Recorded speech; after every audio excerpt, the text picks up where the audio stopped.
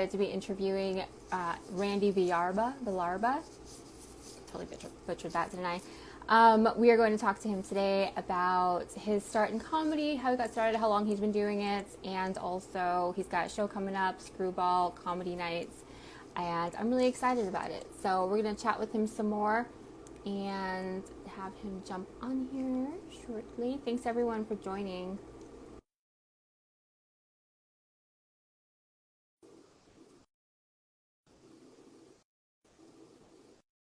Hi everyone, thanks for joining. Here he is. Hey, Hey, how's it what? going? How's it going? Thank you for having me, Vanessa. Yeah, of course. I'm really excited to chat with you. I've seen you like so many times, and yet I've never had a conversation with you, I don't think. So it's very rare that that happens. Oh no, Uh, no, yeah, kind of aloof and standoffish when I hit the comedy scene. So yeah, putting yeah. me down. So let me Understood. so yeah, and that's kind of the other thing. Like your comedy is so it's funny, it's dark, it goes places that a lot of Oh, thank comics you. do not go, right? And I think you're one of like the few comics who, when you go up, I just don't know what I'm gonna get. Like, I just don't know what's gonna come out of your mouth, and it's always a surprise. And I think that that's like an important element of comedy is like the whole shock. It's not even shocking for shock's sake. It's like the surprise, right? So I Yeah. want to talk about that, but first, tell me when you got started. Uh, Fuck, almost a decade ago. So 2013. At that time, I was a traveling electrician, like low volt tech, doing security, AV for like companies like Cabela's and helping build data centers, pretty much building Skynet. And then, yeah, just on the road constantly working construction sites from like here to Jersey and fucking Wheeling, West Virginia, fucking middle of nowhere in Wyoming. And I had to be drug tested for that job, so I stopped smoking pot, which definitely led to a lot more drinking on the road and then just kind of bullshitting with the other guys doing construction. It reminded me when I was working with the military guys opening up the USS Midway, and there's just a way that people speak censored. And so that was all building up. And then as I started getting frustrated with the job, I remember I came back to San Diego for a couple of weeks. My roommate at the time, Vilya, I lived with her for a few years up in Mammoth, but we were living in San Diego with her and her husband, Matt. And I'm like, hey, I just got into town. What are we doing for dinner? She's like, I'm dragging you to that fucking open mic you've been talking about since we were living in Mammoth. She dragged me down to American Comedy Company, and then I did the bucket draw. I didn't get pulled. The next week, once again, the bucket draw didn't get pulled. The third time, I'm like, hey, I'm going to go down there. She's like, well, yeah, you're not going to get pulled, but I went anyways. And yeah, I got pulled out of the bucket, and fuck, yeah, 10 years later, it's kind of like a blur. That's wild. Because The uh, determination to even get picked, though. You're like, I'm just going to keep going until I get picked. Did you have a set the first night you went up? I had two jokes that or two premises that I wanted to do. I'm like, yeah, I could squeeze that into 3 minutes, and I don't want to say I did bad, but I didn't do horrible. And then when I got off stage, there's this comic. He's not even doing comedy anymore, but Oliver Bascos, a friend of mine, he was doing comedy, a Filipino guy, had let me know about, hey, dude, tomorrow there's this mic over at the office in North Park that was run by Heather Turnman. I think she's up in LA now. But yeah, I just went to that bar mic the next day and then found out about shooters the next day and then realized, oh, there's bar mics on top of that. And then, so as I left the electrician job, started working more what I went to school for, which was writing, started working with a marketing company that was doing flow snowboards, SIC paddle boards up in San Clemente. So that move up to San Clemente put me right in the hotbed of, well, let's try these jokes in San Diego, let's try them in Orange County, let's try them in Riverside. We stuck our head up in LA, started tossing my name in the ring during the early roast battle days. And yeah, I had a couple battles. It was fun. And then, yeah, then just life kind of took over from there. I started late. I started in my 30s. So balancing the Tiger Mom, Tiger Dad, Asian parents of like have a career. I've always kind of maintained that balance. So to some extent, never took that leap of like, fuck a normal job because I've been fortunate enough to work dream jobs. I was doing marketing for a snowboarding company and paddleboard were my two main clients, so that was fun. And then 2017, I got offered a job out in Las Vegas to help build up a cannabis cultivation vertically integrated. That was Silver Sage Wellness and Remedy.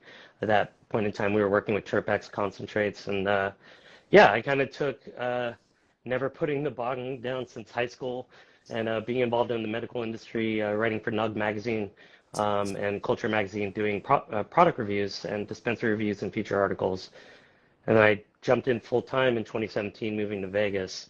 And then, yeah, basically been working full time cannabis since. And it's kind of hard to walk away when your job's something you're, passionate about, not just on a recreational level, but learning more about cannabis medically, and then getting it confirmed as these lab testing and COAs, certificates of analysis, come out, and understanding the concept of our own internal cannabinoid system. Anyways, I'm saying a whole bunch of nerd speak. I remember Jeremiah Watkins said when I was on Kill Tony out in Vegas, he's like, "Wow, you just made weed boring." But yeah, it's something I'm passionate about, so I could geek out on that for a while. Yeah. So you touched on everything that I wanted to talk about because so that's good to know kind of what your age was, because I was like, how freaking old is this guy? It looks like you've lived a million lives. You were so involved in like music, and then you're a musician. You're also, yeah, we're a snowboarder and wrote for a snowboarding company. So that makes sense. And you're a writer, and then yeah, you're in this cannabis industry, and a pretty successful one here in San Diego, March and Ash. And then the whole time that I was looking that up, because I've been sober almost 6 years, and they didn't have all this stuff back in those days. And if they did, I wasn't around it. But I was like looking up like terp. What 13, is, yeah. I was asking Jeeves, what is terp? And it was like, okay, there are all these freaking terms I don't know about. So we can get into that a little bit later. Okay. But because I'm just curious about it, like that, it just seems like such a science. But so how did you make the transition? And I wanted to talk about your family too, because kind of what their support has been as you have gone through these really exciting, like, I guess, adventures into snowboarding, music, comedy, and writing, and having to juggle that. Like, have they been pretty supportive? Or are they like? Well, Asian parents, they would have preferred I was a doctor, got the county job with retirement, but I've always been an artist to some extent, and chasing music and all. I did the corporate thing when I was working to be an electrician, traveling the U.S., and it was actually building up a good job, but my soul just started dying. Like the artist in me started dying. At that point, my guitar was collecting dust. I was traveling, and I've had multiple midlife crises, so I don't know how much, Relatable. further along, Yeah. If I made it halfway to my life, hopefully, fucking following my genes, yeah, I'm still only halfway, and my dad's, almost 90 now. But just that I feel like I should be doing something more artistic, kind of bubbled up. It was like 2 jobs in a row. I got flown into Jersey the day before Hurricane Sandy hit, and got stuck basically in a hotel with no power right there next to the airport for 10 days. And then so that was me questioning life, as I'm like, all right, cool. I have no control. And I got sent over to this data center, helping build Skynet in the middle of Wyoming, and got chased by a tornado. And at that point, I'm like, I need a life change. Yeah. So I came back. I was given the promotion I had been working towards, and then I'm like, well, thank you, but no thank you. And they're like, you're crazy. I'm like, yeah, probably. And I at that point just jumped off. I didn't have a job, didn't know the path, knew I wanted to do comedy. So, in the off time, started doing comedy more and more.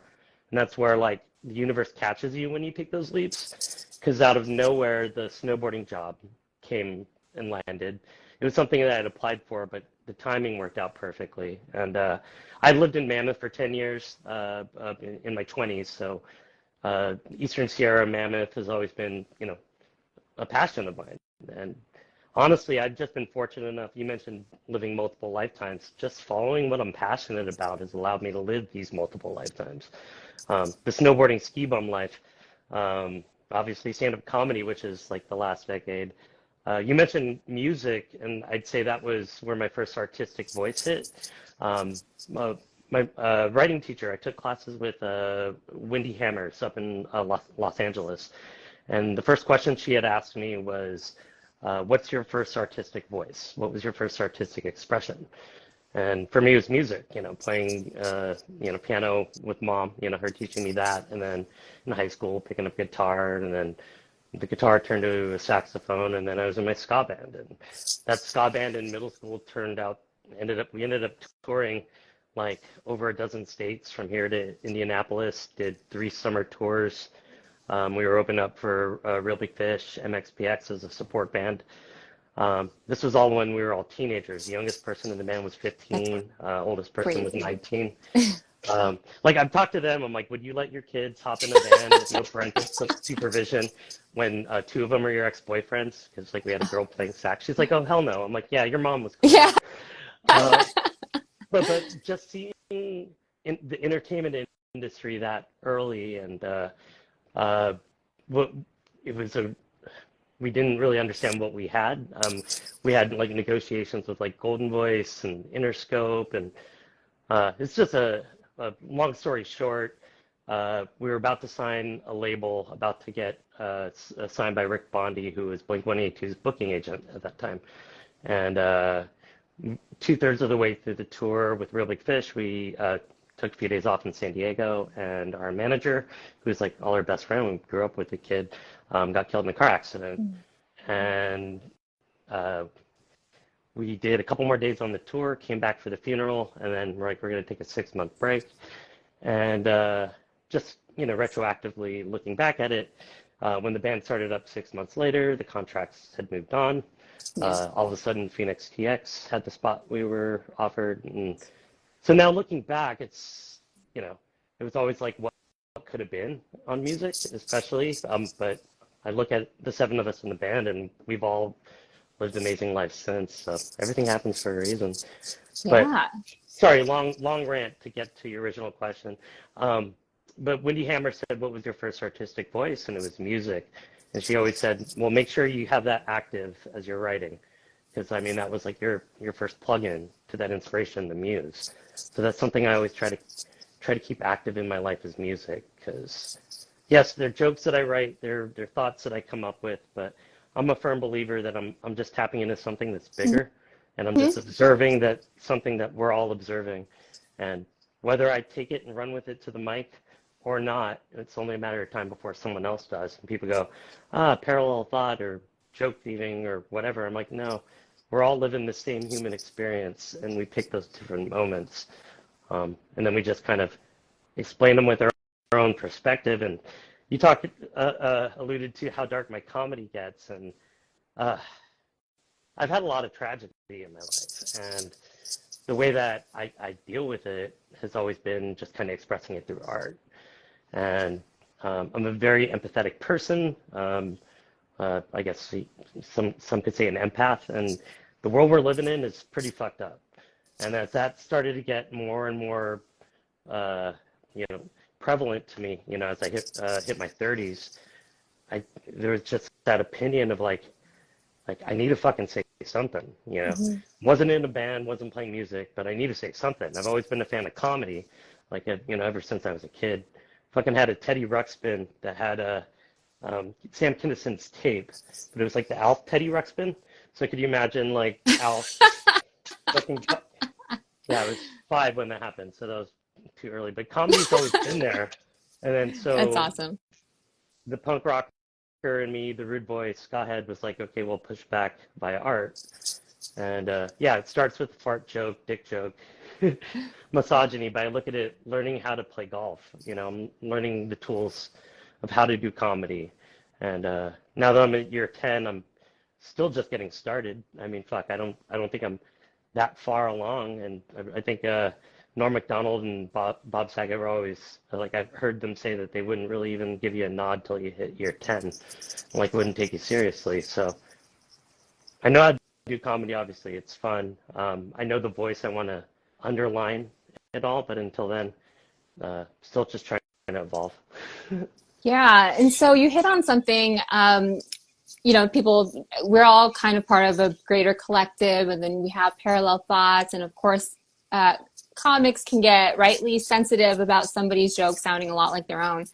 But while you were saying that, I was just like, I cannot think of a thing that's come out of your mouth that I've ever heard come out of anyone else's mouth. So, if that would not be a situation that I would find you to be in very often, because your comedy is so unique and it can be pretty personal. I mean, one of the first sets I ever saw you Oh, do, there was a lot of tragedy around. There was a lot of death around it, and I yeah. had just experienced actually, I had experienced 5 back-to-back deaths within 12 years. I'm sorry, within 1 year, and I was like, I sought the comedy for the relief, and so hearing a lot of your jokes, I was like, I laughed because I knew where they were coming from. But Yeah. have you had people be like, that's not funny, don't joke about that, All or anything like that?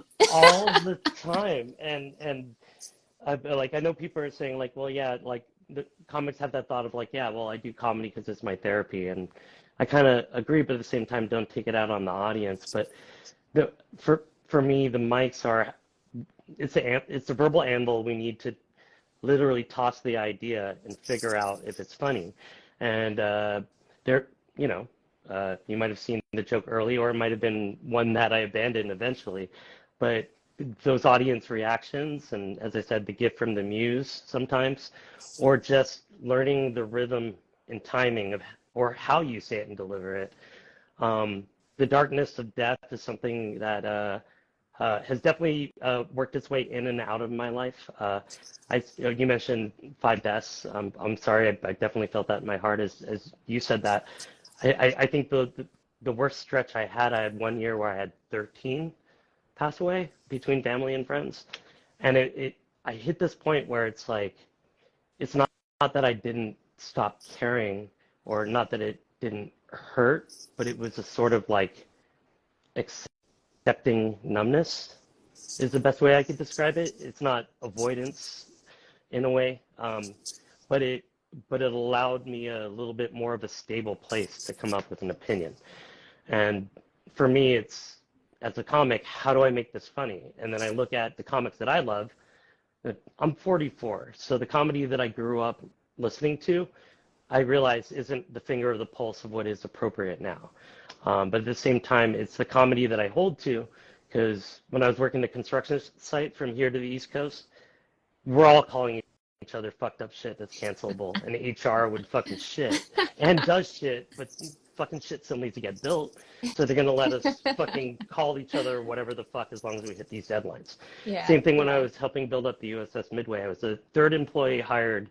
I was working with the Natural History Museum, and Rich Bernard and Mac McLaughlin hired me on to help build up the guest services department. So all these retired Navy people, as we're building up the USS Midway, it was the same fucking thing, you know? And it was just like the inappropriate jokes, the Filipino mafia owning the engineering department, and just back and forth. But that's what I loved about it, because it was people being real.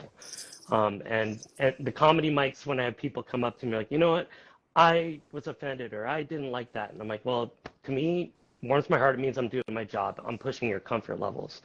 And I was able to lock in as I'm going that, well, 2 or 3 people fucking spit their beer out and were laughing. Those are the people that I would fuck with, and those are the people that kind of understand where I'm coming from. The people who get offended at a comedy show to the point where they want to address a comic and go, well, this is how I feel. I understand that. But at the same time, I mean, I, I'll eventually find the funny in the joke, or it'll just get tossed. Yeah. Um, if it's a book show, I'm usually leaning more on polished material, and if I have been on book shows where people have walked, but I'll still crutch on the fact that, but there's still people laughing. And Yeah. one of my heroes, Patrice O'Neill, like he always talked about, he's going for splitting the room, half the room laughing, and the other half too offended to react. And that was something that was locked into my head even before I told jokes, because, you know, listening to subsequent interviews or in his final interviews, he talked about how he's telling jokes for the people that fuck with him. and fuck with that aspect. And I don't have the balls to say what he says. Like everybody else is just fucking bullshit and phony. But you bring it to fucking Holden Caulfield reference, and it's like he was right there to some extent. Because like an audience is willing to laugh and remember they're at a comedy show and wait for that catch-up laugh. And it's like, you know, the grenade. You toss the joke and wait a few seconds, and then the room goes when they realize everyone else is laughing and it's okay to laugh. It's okay to laugh. Yeah. And there's more people showing up to comedy shows looking for the approval to laugh. And to me, that's sad. That says so much more about the lives and mazes that they've created in their lives just to feel emotion. Where I'm like, I'm trying to find the knee-jerk reaction of like, you're smiling at the fucked up shit I said, because I wouldn't be saying it into a microphone had there not be an element of humor. Like, I don't believe in the misogyny, I say. I don't believe in the sexism, I say. I don't believe in the fucking... It's for the sake of bringing it up for discussion. It's for the sake of bringing it up for discussion to bring it to the forefront, not to bring some agenda, but just know that people are talking about this, not go, oh, well, we can't talk about it, and then all of a sudden when no one's talking about it, fucking fucked up shit happens, and it, 9/11 blows up. But Yeah, absolutely. I mean, in general, art should, at the very minimum, you don't have to like it or agree with it, but at the very minimum, art of any type. And I've heard people criticize me for calling comedy an art. Whatever, comedy is an art. I couldn't do it. Not everyone can do it. Not everybody is, you know, gifted in this medium of telling a joke and making an audience laugh. But the whole point of art in general is to get a reaction out of somebody, to make somebody feel something, not necessarily a reaction, but to, you know, alter somebody's state of emotion in some way. And hopefully it's in the way that you want it to be, which is in laughter, but it's not always like that. But at least you made somebody, if you piss someone off, at least you still made them change their emotion in that moment. yeah, you mentioned comedy is art, and for the longest time, I agree with you on that stance. But then I was listening to this interview with Norm Macdonald, and he said, no, comedy is a craft. It's not an art. Yeah. It's our job to say words to elicit an emotion. There's a mathematics to it. There's a structure to it. There's a craft to it. It's not art. But in those rare moments, kind of alluding to what you said, you hit that chord, that underneath it all, that common thread that is art. It's a thing that makes everybody pause and almost hits everybody at that flow state where they forget for that split second and changes perspective. And that's where comedy can be art, but it doesn't, you're not watching art for 30 minutes, but like, I mean, that segment of God, no. but that segment of a bit that literally pings your soul. I mean, I like to think that whether or not we know we're doing it or not, that's kind of the drive. Yeah, I love that. And I'm wondering, you know, going back to that year with the loss and the grief, and when you were writing and you were still performing, you were still doing mics, obviously, because it worked its way into your set, into your jokes. And you talked about the numbness that you experienced, which I 110% relates to. I always tell people when I started Paradox, I was mid-grief and like dissociated for the entire year. Like I don't remember anything of when I started Paradox. And the thing is that I would still show up at shows and I'd just kind of like watch, you know, it was the only thing that could really keep my attention. I'm wondering though, as a performer who was going through grief, what was that like when you were like, I have to get on a stage, I'm getting a stage. Was it just routine by that point? Were you like, I need this right now? Like, what was that like to perform mid-numbness? Without getting into too many details, I just say the last year was probably one of the hardest years of my life. Had some family issues with my mom. She had a stroke.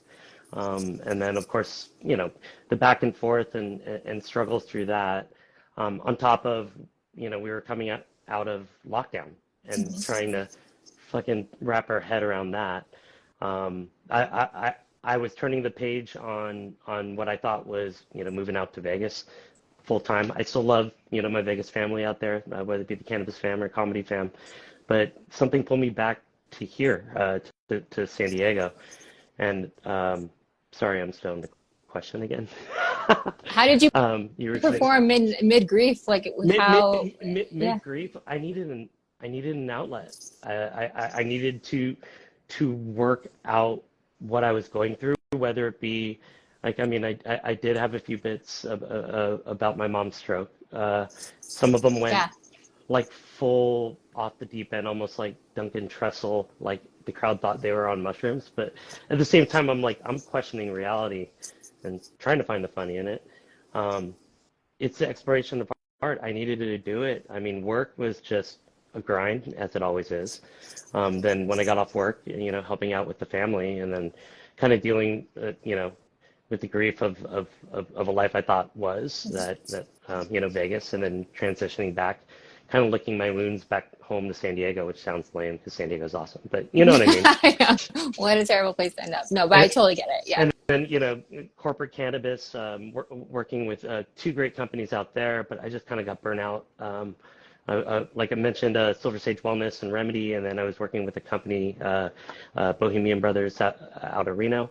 And then when everything hit that pause, and then life made that adjustment, helped out with my buddy, a junior who owned Green Mammoth Dispensary, and then came back home and just trying to figure out if San Diego, and I'm still at this point, is San Diego where I'm staying, or does the wanderlust take over and then Randy plays on to another life again? Because I've been fortunate enough to live an amazing life. I mean, as I mentioned, the comedy, the snowboarding, the cannabis industry. I lived in London for a while. Yeah, it like toured with my band. Yeah. Yeah, it blows my mind where life has taken me. And one thing I could just say is like the whole time I've just been following my heart and what I'm passionate about. And right now it's comedy, and I think it's going to continue that way. I started doing stand-up comedy because I'm like, one day I'm going to work my way into the writer's room, whatever the fuck that means, whether the people that I meet or the ideas that I have, whether they grow to something. And it's been great over the last 10 years watching it happen for friends, colleagues. For me, I know my aspirations and ideas and concepts that I want to work on. But first and foremost, I'm just still sticking to the craft that, you know, is my current trade. It's allowed me to meet, other comics, some heroes. Some of these heroes became really good friends of mine. And yeah, it blows my mind who I've been able to meet along the way. And if you told me I was going to be where I am, which is still nowhere, but I mean, this far down the road, I would have gone like, yeah, bullshit, when I started. But 10 years down the road, it's just keeping your head down, working, grinding. Yeah, like when I first started, I was always before I started, I was going up to the Comedy Store quite a bit. I was watching Kill Tony as it launched. So it's like the dude who's always in the audience. And then when Tony and Brian brought down Kill Tony the first time down in La Jolla, I think I was like 6 months in. But then got to know those guys, right off the bat. And that just kind of opened doors as I started hitting Orange County when I was living up there. Bumped into Brian and Joey Diaz at George Perez's room. He used to run, I think it was Second Base Bar and Grill, which was a bikini bar in Santa Ana off 17th. So we'd just be sitting there hitting a dab pen that would be leaking on you. And then, telling jokes in a room full of felons in a bikini bar you had to distract. So I look back at that, and I'm like, holy shit, that was like a decade ago. And then you look at who these guys grew to be, and for me, it's just, I'm just still having fun. Yeah.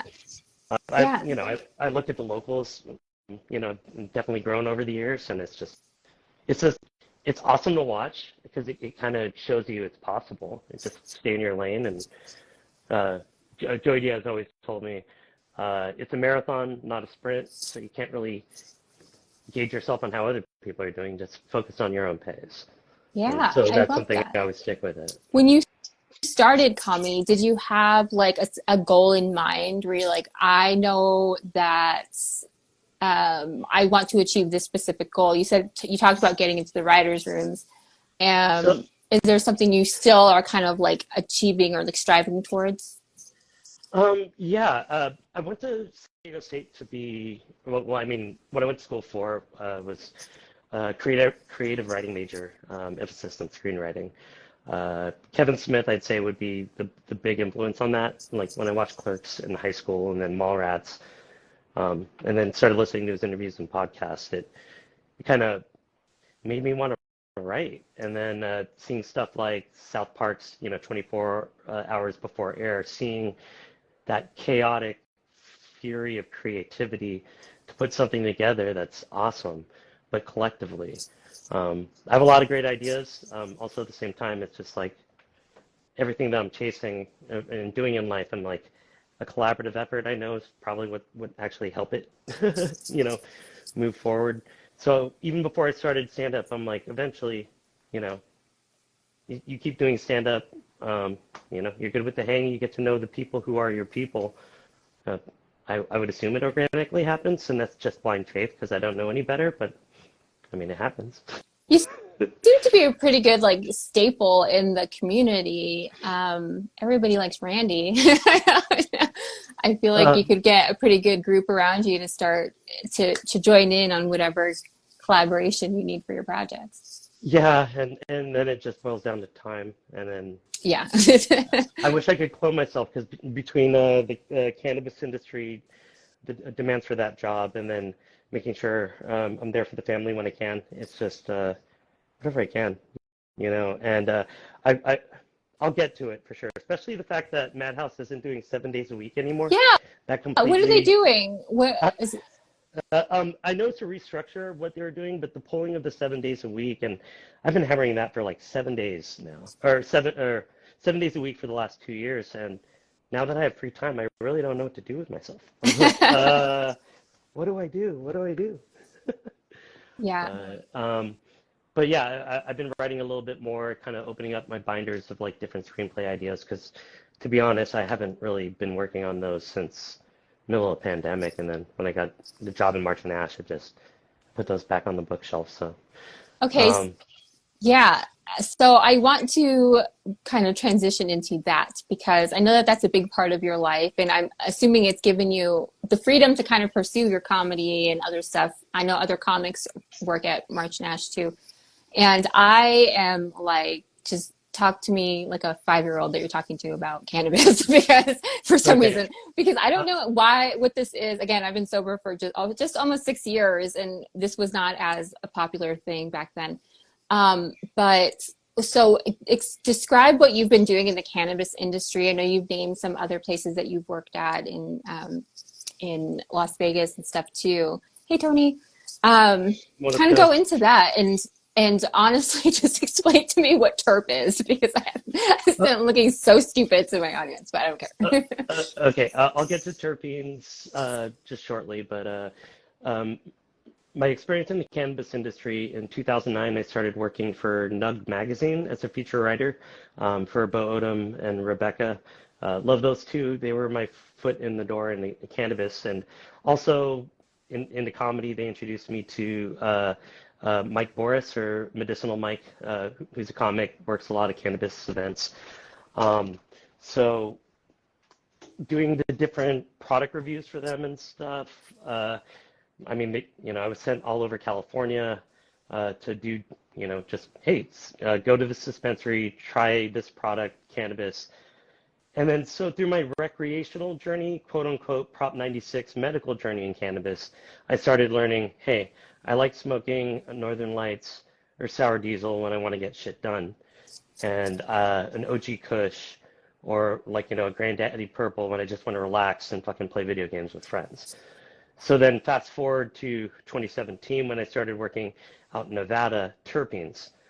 I thought I knew shit because at this point, working 8 years in the cannabis industry, working for a medical magazine. The first day I was there at work at Silver Sage, I remember Nikki in packaging comes up to me. She's like, "Have a Terpy Tuesday," and I'm like, "What'd you call me?"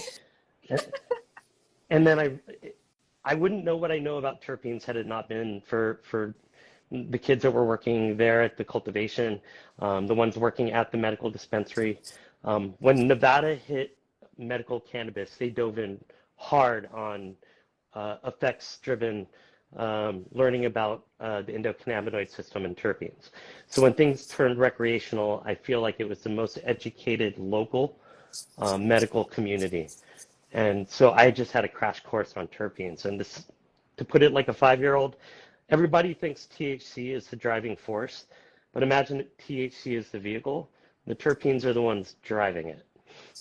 So if you wanted to drive what people say sativa or indica, up or down, it's more complex than that. Because depending on the corresponding terpenes, it could be a blend, a mix, a hybrid. My favorite terpene would be terpenoline, which would be like cups of coffee when I need to get shit done. Like I'll smoke something high in terpenoline, and then it's like, okay, I'm active. I got shit to do. I could exercise.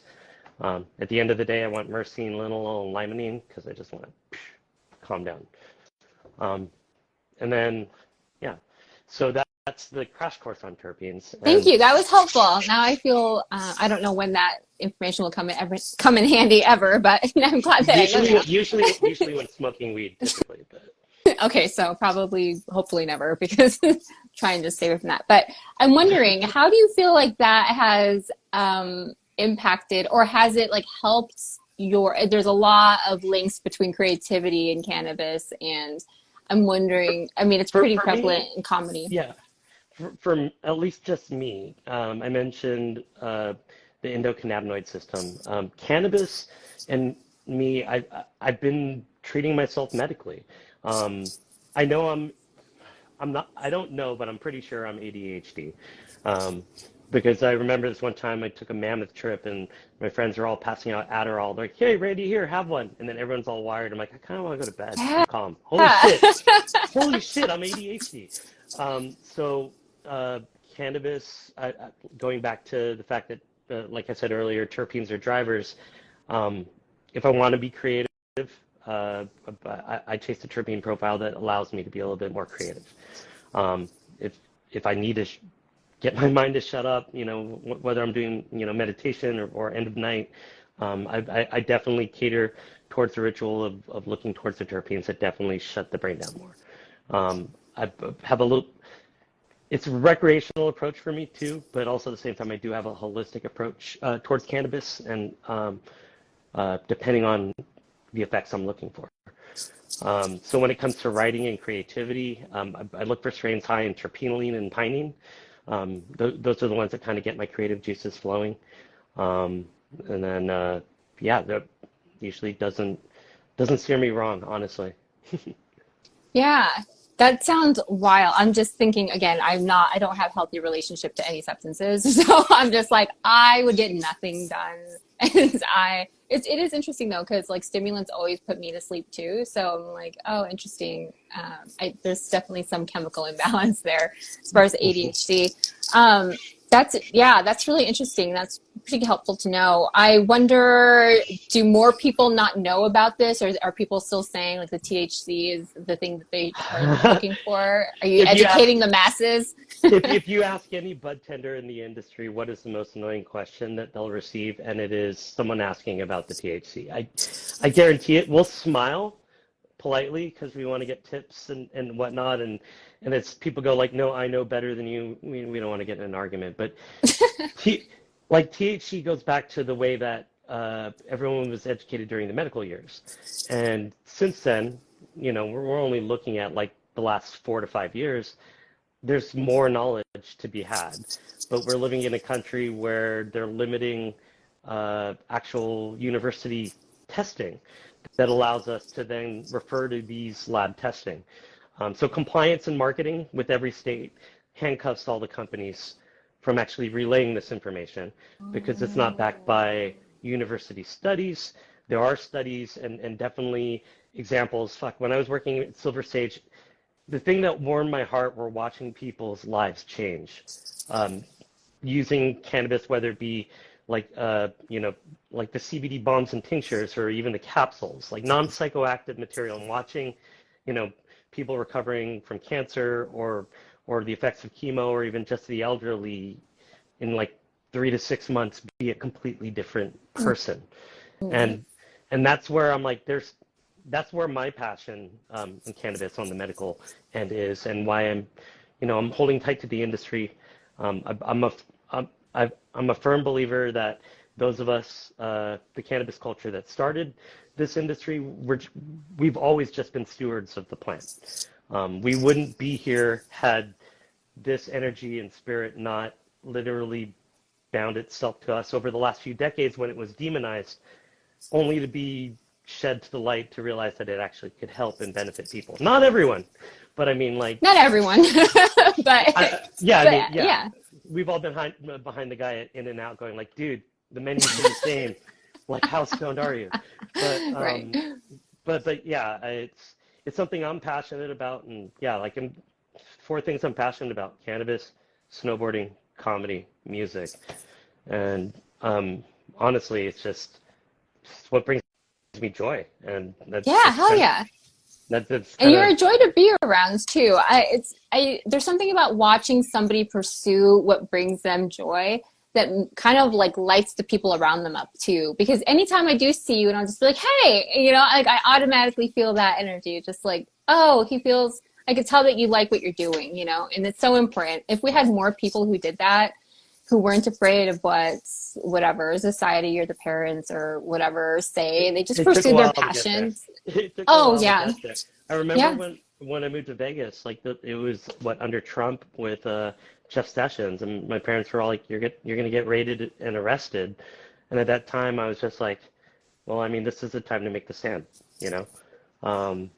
It's an industry that I had my toes in, and I'm like, we can't be wrong here. I've been watching it change people's lives. Yeah, Um, yeah, for and then sure. so bringing it back to comedy, since this is a comedy podcast, I mean, that's ultimately what I'm trying to do, one dark joke at a time. I know I'm not the only one that's gone through dark stuff, traumatic stuff, and I always try to touch on these things that we sadly can't help but experience. And the dark things I've been through in my life, I've been able to make it through because I've been able to realize, like, in darkness there's light, in tragedy there's humor, and if you don't identify the balance, you tend to just kind of get weighed down, which works well if I was like an emo band or metal or whatnot. But I'm a rude boy, ska head. I like the against authority, but at the end of the day, I'm more upbeat. But if you don't look at the subtext of what I'm doing, it just seems aggressive. Yeah, It's the best way I can I guess describe it it. could. Yeah. Yeah. Yeah, I love that. I just, if you guys haven't seen Randy do stand up, go and check him out. I do want to read the comments really briefly. Oh Um, yeah. Let me see. Oh, we just love it. K Christine says, I agree. You're way funnier when you're high. Tony said, how much are ticks for screwball comedy? We're gonna go over that next. Okay. Art Hyman says, great content. Thanks for sharing. And then Tony said, you're also passionate about the Vegas Golden Knights, Oh yeah. I guess. Go Knights, You go you Stanley Cup. are really into sports. I was like looking up I was like, what are these letters? What do they mean? I was like Googling everything about you because I apparently don't know what any of the Yeah, cool no, stuff no, is. no. Liverpool Football Club, and yeah, Vegas Golden Knights hockey, and then yeah, born and raised San Diego, so the San Diego teams. Uh, my name's Randy. I was named after Randy Jones, the Padres baseball player. My parents were down at the Murph. All my siblings were named after biblical characters, and I was named after a Padre. So I came from a sports loving family, but by the time I got into sports, Dad was already like, well, the team's never gonna win shit, so he already gave up. So it was just like a funny dynamic, That's but yeah, great. yeah, I moved to Vegas the year that they started hockey, and we lost the Chargers. So when I moved, I'm like, all right, I'm gonna put all my energy into hockey, and I moved to Vegas on October 1st, the day of the shooting, and it was basically like 9/11. Just that town Ooh. was just so, like, everywhere you went, everyone's like, be safe, like, genuine, like, what the hell? And when the Golden Knights dropped the puck and Derek England gave the speech, the "We Are Vegas Strong," it the the Stanley Cup was more than just hockey for Vegas. It was 6 years to that elation of the tragedy that had happened that year. And that was like, Yeah. that's where my passion for the Golden Knights. Yes, definitely hockey is one of the best fucking things you could watch live, honestly. But the passion behind the Golden Knights was more tied to the fact of the shooting Vegas, what it did to the city, and what that hockey team actually means to the city of Vegas and you know the people that passed away from the shooting. And so it's more than hockey to the Vegas people for sure. Yeah, for sure. Wow, thanks for sharing that. I didn't even, I'm not going to embarrass myself. Just know that I didn't know all these things Fuck before. your king, Tony. Fuck your king. Sorry. No problem. So we do only have 15 minutes left, but I do want to ask just a couple more questions. I want to ask you now as I'm looking at this, out of curiosity, how much time do you have after 10 years? um, that's funny. As far as jokes, um, easily over a half hour of material, but what to thread to the point where you're like, I'm sick of this guy, comfortably, I'd say the longest I've ever did was half hour. I was out in Hawaii actually, the only time I've headlined, and did a Oh, half hour at Hawaii Brian's, and it was good. I'd say comfortably, I'm good for that, but I'm just more so focusing on where I am in comedy. I'm not going to sit there and go like, hey, where's my headlining spot? Yada, yada, yada. I've been doing this forever. I just want to make sure I'm a good support for the shows I'm on. So it's like whether it be, hi, I'm here for a Type 5, or you get that 7 or 8 or something longer, or the feature spot. And that's where it's like the shows I help put together kind of give me a little bit more than the 3 minutes you get for the open mics and stuff, to kind of go a little bit more longer format. And with the hosting, it allows me to kind of, I need to be softer in my approach, definitely. On material, it can't all be dark. So I yeah, say, it's I balance. say between 20, 30 minutes if someone had me pull, but I'm still just more so concentrating on making sure my 5, 10, and 15 are just tight. That's kind of where Nice. my focus is right now. Awesome. Yeah, that's really good to know. And it is kind of interesting that you don't have more headlining spots, if I'm being totally honest. I suck Uh, at asking. I mean, how long did it take me to ask you for this? Yeah, but I would have made my way to you anyway, but then I was really glad that you kind of brought it up because I was like, oh, duh, let's do this now. So it is one of those things in comedy where you just kind of have to be in front of the people that are booking the shows, and they'll be like, oh, yeah, duh, why do I keep not seeing this? It's just like Yeah, such a dumb feeling. It's like, yeah, yeah, yeah, and it's it's getting out there. It's networking. It's getting to learn, who's booking what. But also at the same time, it's like um, I know my comedy, so I don't take offense if people are too scared to book me, just because I can get dark.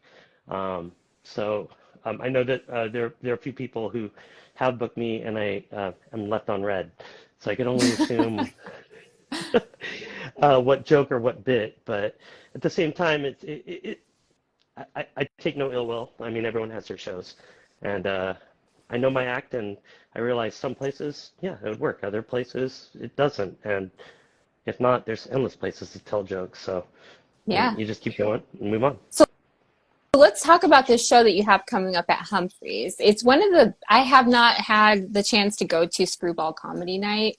Um, I've heard amazing things about it from the comics who do it and from the audience that goes. So I suck for missing out on this, but tell me about what you got coming up. This lineup, you have Tom Rhodes, who I've watched some of his stuff. He seems like a really smart Yeah, dude, actually. He's, love Tom Rhodes. yeah. Man's a legend. First heard of Tom Rhodes. He was the host of the Kevin Master Show, which was like a late night show out in Holland back in the late 90s. And then I first caught Tom Rhodes at Venice Underground. I want to say maybe 2012 or 2011 was the first time I saw him live. It was a show run by Bronson Jones and Matt Devlin. And been a big fan of his ever since. We'd catch him when he would roll through Vegas. And yeah, no, I'm excited to have him for sure. He's done Humphreys once before, so this is his second time coming through. And then Dallas McLaughlin, of course, he's won San Diego's Funniest Comic, wrote for Yo Gabba Gabba, the Aquabats. Yeah, a pillar in the San Diego community. I remember when he started at the Blarney Stone, which was like a place I used to drink back in college. I was like, oh, I moved to Mammoth a year too early because he started doing stand-up in the bar I'd hang out with. So it's just kind of funny to watch him grow from there with Allison Gill, and then when I finally moved down from the mountain, like I said, I'm like, ah, fuck it, I'll try to stand up. But yeah, the Humphrey Oh, show, I'm stoked. Screwball Whiskey, they're the title sponsor. I've been working with Shauna, the booker over at Humphrey's Backstage Live. So it's in the restaurant, the small restaurant. Uh, so not the big giant stage, but we've had Jamie Kennedy, Vicky yeah, Barbalak, Kate Quigley, um, yeah, Jason Lawhead, Mel Hall. yeah, Uh, yeah. yeah, Those are yeah, great. they're fun. Great comics. The one person, and you have Shar on this one. I love Shar Rampton. Yeah. Or Rampton. I don't know how to say her last name. The And then spotlight who's? was a bad idea. I'm just sweating under the spotlight. This was a bad idea. Oh, it's not showing up at least. Okay. What is? Oh, who is Jolene? So Jolene is an employee at Humphreys. Oh, that's right. Shauna had mentioned that there's someone that works there. Once up on the mic. So yeah, I'm excited to see what Jolene has to say for sure. Yeah. All right, Jolene. I do recall last year, she did hop on. So yeah, it'd be kind of cool to see how she's progressed over the last year. Awesome. And so that's again on Tuesday, the 19th at 7 p.m. You can buy the tickets. Randy has a link on his bio, I believe. Yeah. Tickets are available on Ticketmaster. Only $10. Yeah, there's a link on my Instagram, or just go to Ticketmaster, look up Tom Rhodes or Humphrey's Backstage Live. They plan on doing the show every other month. So yeah, excited to see what we can pull together for the upcoming shows. But yeah, next Tuesday should be a good time. I mean, it's right there on Shelter Island next to the yachts. So for a day we could all dream. Nice. Stare at a yacht. I have one last question for you that, as we've been talking, has just kind of like come up. And I know that you have your other creative projects you want to do and everything. Have you ever just thought of writing a book, especially with all of your experiences and stuff like that? Yes, definitely a project that I do want to tackle. Um, I just haven't yet. Yeah, I'm a horrible. Yeah. I would want to read that Okay. because you just are a man with Thank you. so many stories. And I tried to see if you had like a blog or something. I didn't find anything, but I Yeah, just feel like, yeah. I used to have my website Randy Writes up, and then over pandemic I let it Oh, lapse, so I haven't yeah. really kicked it back up. I should get it back up now that the Yeah. world's open. But yeah, yeah, no, I do have a few ideas, a few screenwriting ideas, and I do have a book idea that I have been outlining, but yeah, still in the works at the I would moment. love to read that. And I just want to encourage you in everything that you're doing, Randy. I think that you are very talented and a very unique Oh, thank you. voice, not just in the comedy scene, but in the world.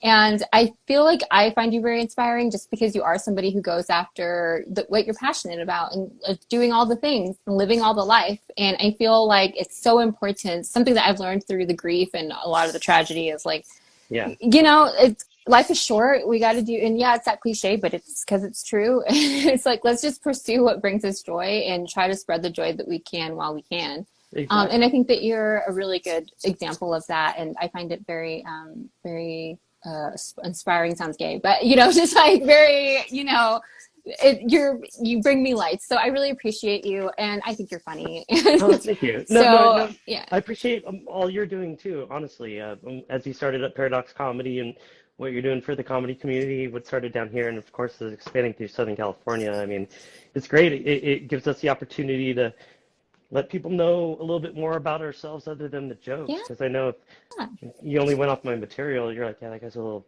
too dark to fucking talk to. But like, yeah, it's just, I mean, I have my act, I have what I'm working on, and obviously this interview shows you a little bit of, I mean, who I am yeah, uh, yeah. without the stage and act. So it's smoke and mirrors to some extent, but trying to draw the line between how do you talk normally and how can I make that my act. So I'm drawing the two lines at the moment between how I talk normally and my ability to tell jokes and hopefully find where it lines up. Amen. So thanks for No, that. thank you, Just really Vanessa. thank you. And everyone, I will repost this to my story with a link to tickets for Humphreys that show. Again, that's Tuesday the 19th at 7 p.m. Follow Randy if you're not already, and honestly, go see him at a show. Book him on a show, even better, if you can, so people can go see him. And again, just thank you so much. Keep doing what you're doing, and thank you No, again so thank much for you. your time. Have No, a good no, night. thank you, Vanessa. Have a good You night. too. Cheers. Bye.